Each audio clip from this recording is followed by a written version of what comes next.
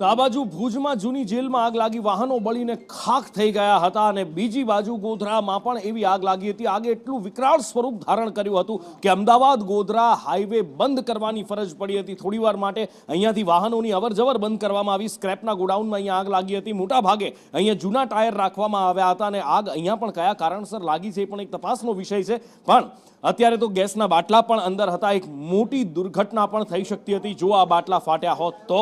આ સ્ક્રેપના ગોડાઉનમાં ટાયરના કારણે આગે વિકરાળ સ્વરૂપ ધારણ કર્યું હતું. અહીંયા પણ કિલોમીટરો દૂરથી કાળા ધુમાડાના ગોટે ગોટા જોઈ શકાય એવી હાલત હતી. ફાયર બ્રિગેડ અહીંયા પહોંચ્યું અને ફાયર બ્રિગેડે મહદઅંશે આગ પર કાબુ મેળવી લીધો છે.